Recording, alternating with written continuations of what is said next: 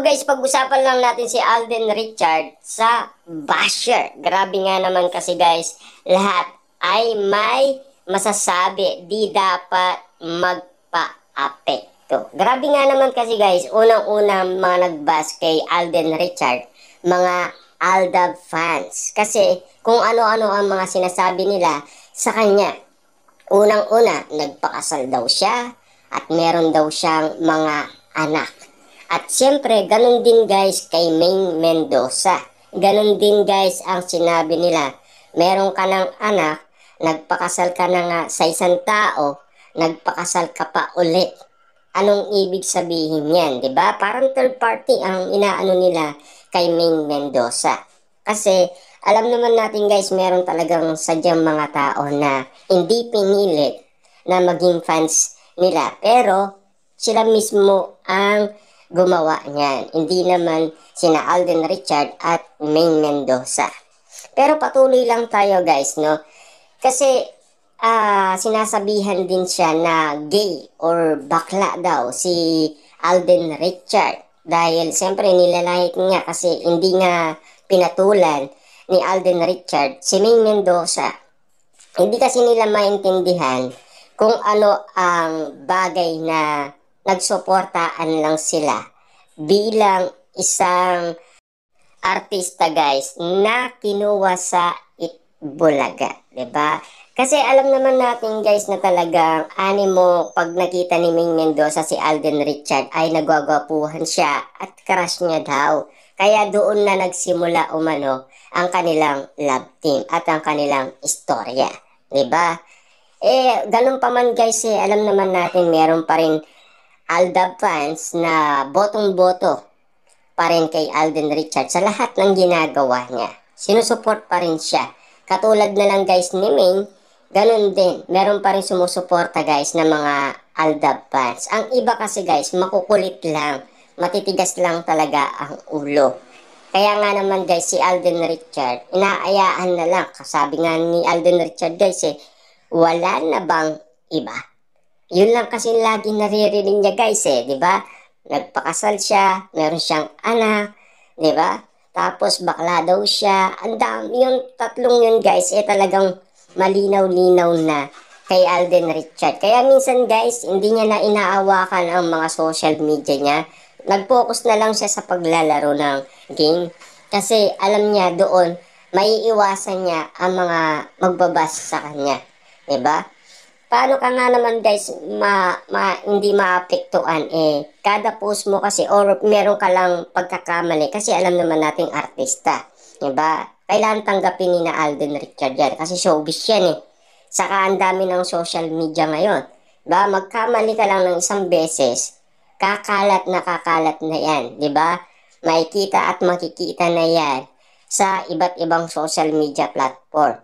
Kasi alam naman natin guys na kahit picture lang yan or ano pa man yan, pwedeng magawa yan guys na emoji or MS, 'di ba?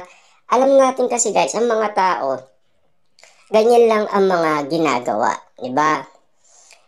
Siyempre yung mga artista guys, kasi artista sila. Pero kung normal guys, hindi siguro, hindi maapektuhan ng mga tao. Kasi normal lang na tao, hindi artista Siyempre pag artista, kilala, may pangalan, lalong-lalo na guys, famous pa naman siya, 'di ba? Pinagkakaguluhan pati na sa ibang bansa at lalong-lalo na guys, magkakaroon sila ng award sa November 20 sa Los Angeles, no? Kasama niya si Catherine Bernardo at Derek Cathy at lahat ng co-star nila ay kasama umanong pupunta doon.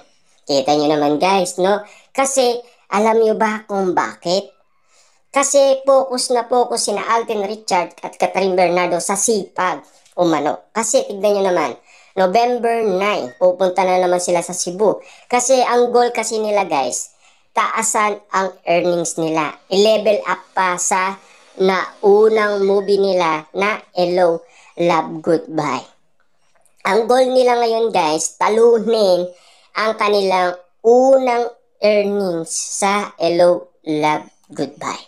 Hindi para matalo yung kina Marian Rivera yung Rewind.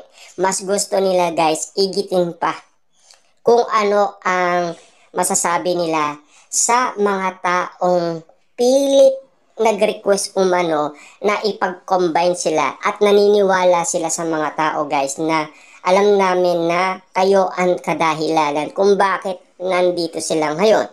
Diba? Kasi 2023 pa guys, yan na mismo ang nire-request. Alam ko, hindi lang 2023 guys. Kahit na noon pa man, kaso nga lang kasi guys, napatid na yan. 2019 guys, nagkaroon na tayo ng pandemic noon, di ba? Kaso hindi pa masyadong malala. Hanggang sa 2020, nagkaroon na tayo ng lockdown, di ba? Kaya nga naman guys, hindi natuloy-tuloy. Pero, ang pagkakataon nga naman guys, last 2023, in-announce na ang pinaka-highest earnings nga naman. Diba? Ito ang Hello, Love, Goodbye. Kaso nga lang guys, meron talagang sumingit na movie ni na Marian Rivera, Ding Dong Dantes na Rewind. Pero at least guys, masabi natin na ang sipag talaga nila at ang tiyaga nila patuloy pa rin. Nagpapasaya ng maraming tao, nagpapakilig ng maraming tao. At least doon tayo guys, positibo. Na talagang positibo sina Catherine Bernardo at Alden Richard na makuha nila ang goal nila. Doon nagpapasalamat tayo na talagang gusto nilang igitin pa ang nauna nilang movie. To the highest level na kasi guys. Tignan nyo guys kung malaki na ang pagbabagong nangyari. Bukod sa Hello, Love, Goodbye na hindi nila nagagawa umano na magpakilig ng maraming tao. Pero ang tinitignan lang kasi dyan guys, yung chemistry na nasa movie kasi. Yun lang tinitignan nila guys, no? Pero yung chemistry ngayon na nakikita nila ay grabe na. Iba na. Iba na ang pwedeng masabi ng maraming tao. Kasi iba na yung una sa ngayon. Kasi much better na yata guys yung nakikita nila ngayon. Kasi kahit ng mga celebrity, yun din ang paulit-ulit na katanungan nila. Yun nangyari umano sa Canada. Kasi malinaw sa kanila kung hindi nangyari yon sa Canada, hindi nila nagagawa ngayon yung nakikita nila ngayon dito sa Pilipinas. Kasi doon mismo nanggaling kung papaano nga naman sila naging close sa isa't isa at kung paano nga naman sila nagbanding moment sa isa't isa. Tignan nyo guys co-star, sila na mismo ang nag-booking sa dalawa. Lagi daw silang sabay kumain, sabay kumuha ng tubig, at isa pa, nagkasabay pa umano silang matulog. Diba? Alos-alos daw guys, araw-araw, ganun ang ginagawa nilang setup. Kaso, noon kasi guys, ang kasama lang lagi ni Alden Richard, walang iba, si Joros, si Jeffrey Tan lang, at kumakain pa sila sa apartment nila. Doon sila mismo kumakain. May video pa yan guys di ba? Na talagang animo na inaaway nila si Alden Richard na diet kanyan. Ang dami mong kinakain, di ba? Paiba-iba. Kasi mailig nga naman kumain si Alden Richard.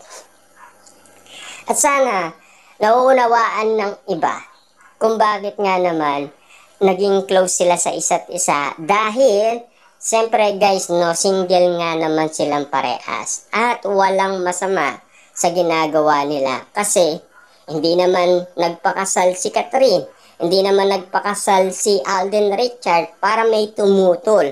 Wala naman tututol dyan guys, di ba? Asaan ninyo yan guys. Pagkalipas ng mga ilang araw, pag ganyan pa sila, pag wala na silang movie, doon natin may babase kung ano talaga ang nararamdaman nila sa isa't isa. Kasi yan na talaga guys ang pinaka-ihintay ng marami. Lalong-lalo na guys yung mga hindi pa nakakaintindi na hanggang promotion lang kasi yan Kaya nga nagpapakilig sila ng mga tao para lang maibenta ang kanilang ticket. Hindi ganun At yung mga iba kasi guys, hindi nila nalalaman na mga fans mismo ang nagtulak kung bakit nandyan ngayon sina Catherine at